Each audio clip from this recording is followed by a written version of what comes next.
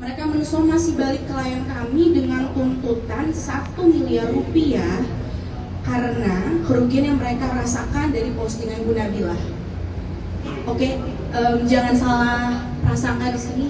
Jadi yang meminta 1 miliar rupiah itu adalah terduga pelaku pencurian, begitu.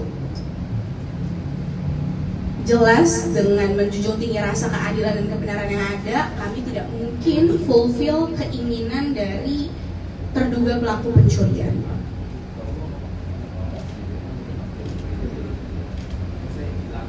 Lalu Bu Nabila melaporkan di Polsek Mampang Perapatan dan dibalas juga oleh pelaku pencurian tersebut. Bu Nabila dilaporkan atas pencemaran nama baik dan menyerang kehormatan serta melakukan fitnah melalui media elektronik, gitu.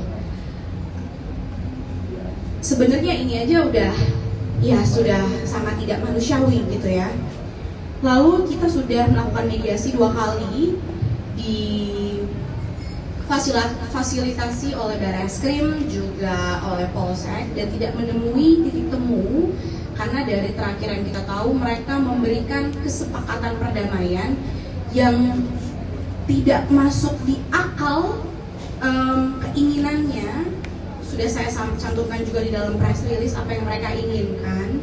Selain 1 miliar rupiah, klien kami diminta untuk minta maaf ke seluruh publik, ke keluarga, bahkan diminta mengakui bahwa klien saya telah menyerang kehormatan dari Bapak Z dan Ibu E, telah melakukan fitnah dan menyuruh klien kami melakukan hal-hal yang sebenarnya sudah kita ketahui kebenarannya melalui CCTV. Lalu penyelidikan berjalan di kedua tempat, penyidikan juga berjalan.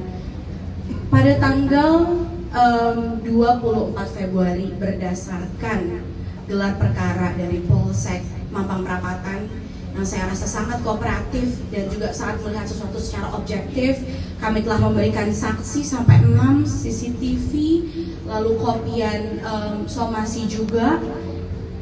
Bapak Zendi diresmikan dan ditetapkan sebagai tersangka pada tanggal 24 Februari 2026.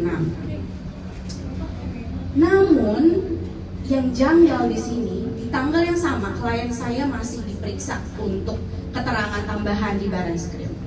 Ternyata gelar perkara terjadi pada tanggal 26 Februari dan klien saya dikirimkan surat penetapan tersangka hari Sabtu tanggal 28 Februari 2026. Hal ini janggal karena sangat cepat. Kita tahu bahwa proses approval untuk penetapan tersangka itu tidak semudah itu. Teman-teman media juga pasti tahu dari banyaknya perkara yang ada. Ini merupakan anomali hukum.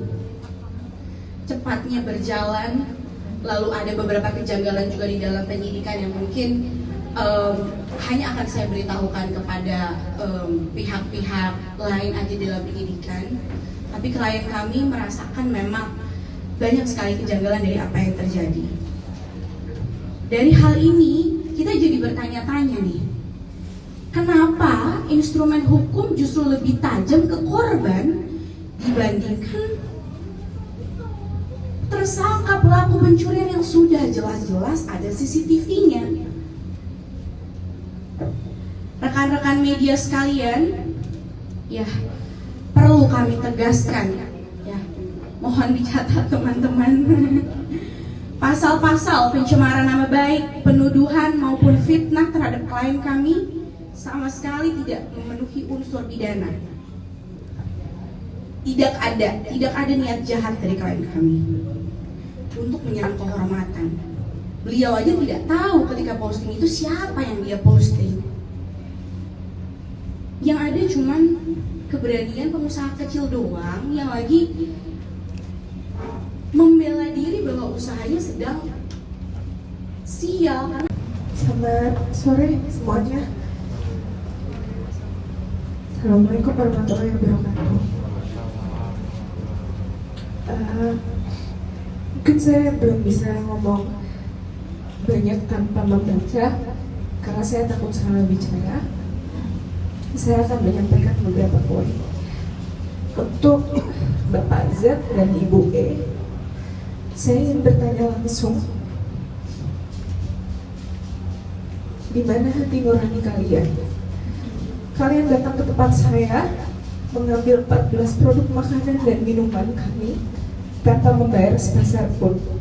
Tidak hanya itu, kalian menghina karyawan-karyawan saya, masuk ke area dapur saya, membentak dan mencaci maki karyawan saya yang sedang bekerja mencari nafkah. Saya tidak pernah melakukan itu kepada mereka. Dan orang lain seenaknya masuk, mengambil modal saya dan menghina karyawan-karyawan saya. Poin nomor 2, tega sekali kalian justru melaporkan saya balik. Untuk apa? Kalian sendiri sudah mengakui bahwa kalian mengambil makanan itu. Namun sekarang kalian menuntut saya 1 miliar rupiah sampai 5 bulan lamanya. Saya ini hanya rakyat, pelaku usaha kecil yang sedang berjuang menghidupi banyak orang di belakang saya. Uang 1 miliar itu sangat tidak masuk akal dibandingkan dengan makanan yang kalian ambil.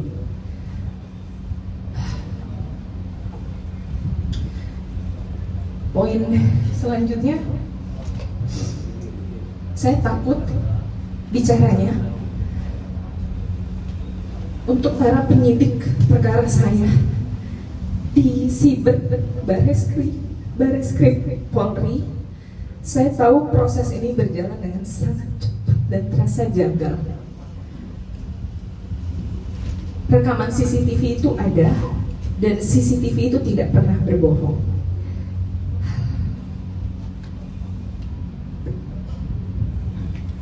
Saya mungkin tidak tahu atau tidak paham pasal-pasal hukum, tapi semenjak ini terjadi, saya betul-betul membedah. Dan saya tahu apa itu keadilan dan kebenaran. Saya terpaksa harus membuka ini ke media, karena ternyata menjadi kooperatif selama 5 bulan ini dan menjadi benar saja tidak cukup untuk Bareskrim Payung Polri di negeri ini. Saya nggak bisa ngomong lebih banyak dan lebih dalam lagi karena saya takut.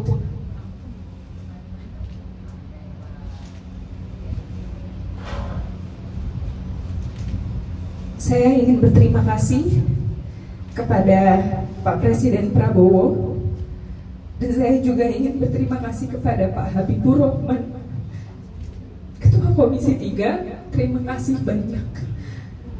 Dan tolong lihat saya stres, saya sulit fokus bekerja selama 5 bulan ini. Tiba-tiba saya dijadikan tersangka hanya karena menyuarakan fakta demi diri saya sendiri dan keamanan publik. Saya percaya masih banyak polisi yang baik dan pemerintah yang benar-benar berpihak pada pengusaha kecil. Mohon bantu saya agar kriminalisasi ini tidak menjadi akhir dari hidup saya, dari usaha saya.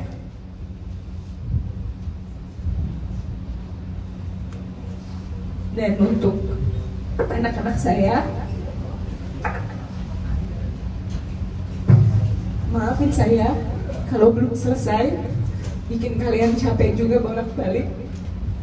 Assalamualaikum warahmatullahi wabarakatuh. Komisi 3 DPR RI akan menggelar rapat dengar pendapat umum kasus pemilik resto Nabila O'Brien pada hari Senin besok yang mengaku sebagai korban pencurian yang justru dijadikan tersangka. Kami akan mengundang Nabila O'Brien beserta kuasa hukumnya serta aparat penegak hukum terkait. Pertemuan tersebut dilaksanakan dalam rangka implementasi tugas Komisi 3 untuk melakukan pengawasan terhadap kerja aparat penegak hukum. Kami optimis rapat dengar pendapat umum tersebut akan membawa hasil positif dalam artian tidak akan ada warga negara yang dikriminalisasi. Assalamualaikum warahmatullahi wabarakatuh.